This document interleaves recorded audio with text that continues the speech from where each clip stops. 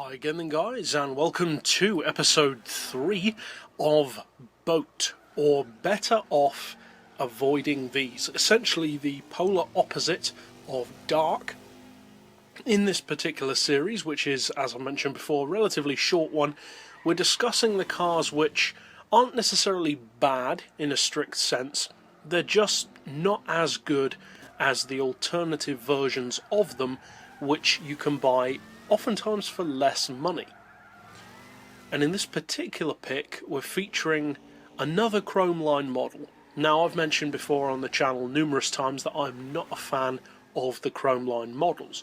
A couple of them I can understand the appeal of, but most of them, they're just not relevant. They're just worse, quite simply, in most ways that matter. A couple of them do have advantages, but most of them just don't. And in this particular occasion, we're talking about the Chrome Line version of one of my favourite cars of all time. Possibly even as an overall product range, my favourite classic car ever. The Shelby Cobra. Now, the Shelby Cobra is a perfectly capable car already. There is no need to have a Chrome Line version. Because whereas other models you can make the case that, oh, it's for people who want stripes. Well, maybe. The Cobra already has stripes, so it doesn't even have that going for it. But let's break down the facts and compare the cars. Both cars are powered by a supercharged 7-litre engine, as the 427 name suggests, and the PP on the Chrome Line model is higher. By 1 PP, 602 compared to 601 on the normal version. The horsepower is also higher, 798 compared to 785 on the normal car, which is fair enough. As far as torque, it also puts out more, and its increase in torque is more significant than the increase in power. The torque is 773 foot-pounds compared to 749 on the normal car. So far, it sounds like a good deal. The PP is higher, the power is higher, the torque is higher. Surely it can't be a bad car, considering how quick the Cobra already is. Giving it more power, more torque and a higher PP surely can't be a bad thing. Well, in theory, yes. On paper, yes. In reality, no. Because the car also weighs more. 930 kilos compared to 902 on the standard car. Not a huge amount more, but more nonetheless. As far as horsepower per tonne, it's actually lower because of that extra weight. Because even though an extra 25 kilos doesn't sound like much, it makes a big difference to your power to weight ratio. It puts out 858 horsepower per tonne compared to 870 on the normal model. So a pretty significant difference. 12 horsepower per tonne is a bigger difference than, say, having just 12 horsepower more.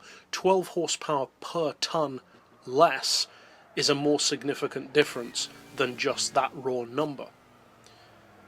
As far as price, it also costs more. 610 grand compared to 530 grand on the normal model. Now, the Chrome Lines are usually more expensive. The Audi is about 30 grand more, and most other models too also cost more than the standard model. This car, though, isn't just a bit more. It's 80 grand more. Now, you do get, as we said, more power, more torque, a higher PP, but you also get more weight and a lower horsepower per tonne, so there's a payoff. What about pure straight line speed? Does that power and torque make a difference? Well, not really. The acceleration isn't notably better, and the top speed is around the same. In fact, the slipstream potential may even be slightly worse on the Chrome Line compared to the normal car. As far as handling, it's not as good either, because even though it has more power, having that extra weight has a more adverse effect than just giving it more power. The Cobra already has more than enough power to deal with, so giving it more doesn't necessarily make it better. So overall, it's a pretty simple argument. It's just not a very good car. It's not a bad car, because as I've said before, I don't consider any car to be bad, because bad is a very strong word. But there's just no point to this car.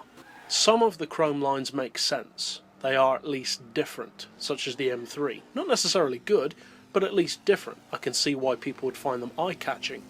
This car, though, you're just better off avoiding it, as the name suggests. So, overall, pretty simple review, and there's no real need to stretch it out.